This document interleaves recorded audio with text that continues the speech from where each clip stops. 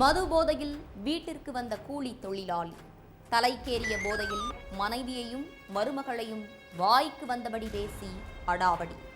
தாயையும் மனைவியையும் ஆபாசமாக திட்டியதை கேட்டு கொதித்தெழுந்த மகன். அடுத்த சில நிமிடங்களில் அரங்கேறிய பயங்கரம். நடந்தது என்ன?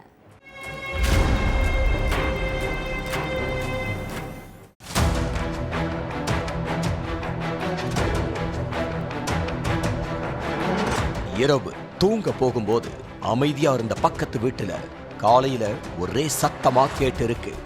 அது மட்டும் இல்ல, அந்த வீட்டு முன்னாடி சடலத்தை வைக்கிற ஃப்ரீசர் பாக்ஸ் ஒன்னும் இருந்திருக்கு. என்ன ஏதுன்னு விசாரிச்சப்ப பக்கத்து வீட்டுல இருந்த கூலி தொழிலாளி சக்திவேல் திடீர்னு மாரடைப்பு ஏற்பட்டு உயிரிழந்துட்டதாவும் அவருக்கான இறுதிச் சடங்கு ஏற்பாடு நடந்துகிட்டு இருக்கிறதாவும் அங்க உள்ளவங்க சொல்லி இருக்காங்க. நடுராத்திரியில இறந்து போனவருக்கு எதுக்கு இவ்வளவு வேகமா இறுதிச் சடங்கு பண்றாங்கன்னு அக்கம் பக்கத்துல உள்ளவங்களுக்கு சந்தேகம் வந்திருக்கு. அது மட்டும் இல்லாம உயிரிழந்தவரோட கழுத்து பகுதியில காயங்கள் இருந்ததை பார்த்தவங்க போலீஸுக்கு போன் பண்ணி இன்ஃபார்ம் பண்ணி இருக்காங்க.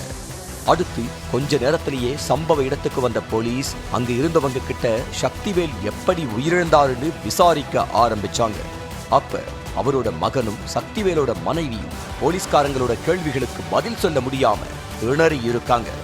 அதை நோட் பண்ண காவலர்கள் சடலத்தை மீட்டு பிரேத பரிசோதனைக்கு அனுப்பி வச்சுட்டு தீவிர விசாரணையில இறங்கினாங்க.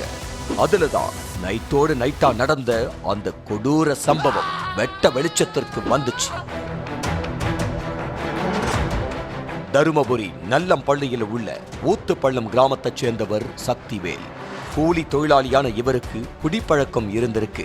தினமும் வீட்டுக்கு குடிச்சிட்டு வந்து மனைவியையும் மகனையும் தகாத வார்த்தையால திட்டுறதையே வழக்கமா வச்சிருந்திருக்காரு.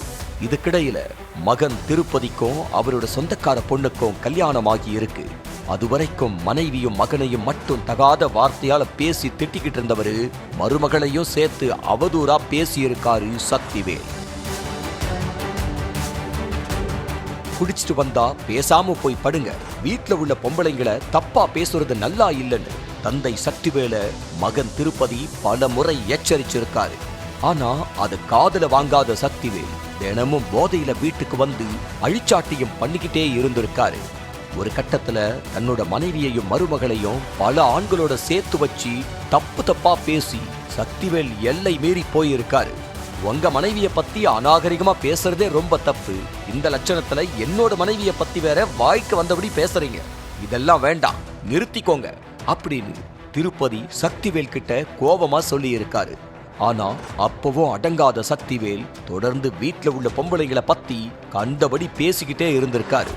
அப்பா சக்திவேல் தன்னோட மனைவியை பத்தி அசிங்கமா பேசுறத கேட்டு பொறுக்க முடியாத திருப்பதி சக்திவேலை கண்மூடித்தனமா அடிச்சிருக்காரு.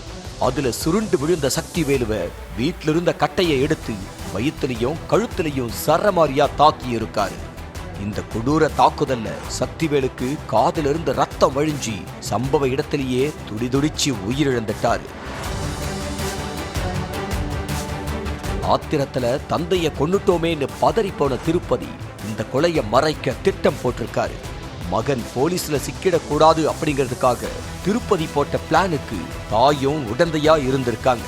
நைட்டு போதையில கட்டில் மேல தூங்கிட்டு இருந்த சக்திவேல் தடுமாறி கீழே விழுந்ததுனால திடீர்னு மாரடைப்பு ஏற்பட்டு உயிரிழந்துட்டாருன்னு சொந்தக்காரங்க அக்கம் பக்கத்துல உள்ளவங்க கிட்டையும் சொல்லி நம்ப வச்சிருக்காங்க. அது மட்டும் இல்லாம அவசரமா இறுதிச் சடங்குகளும் பண்ணி கொலையிலிருந்து தப்பிக்க பிளான் போட்டிருக்காங்க. விசாரணையில சக்திவேல் இயற்கையா மரணம் அடையில அவரோட பையன் திருப்பதி தான் கொலை பண்ணியிருக்காரு அப்படிங்கறத உறுதிப்படுத்தின போலீஸ் அவன் மேல கொலை வழக்கு பதிவு பண்ணி சிறையில தள்ளி இருக்காங்க.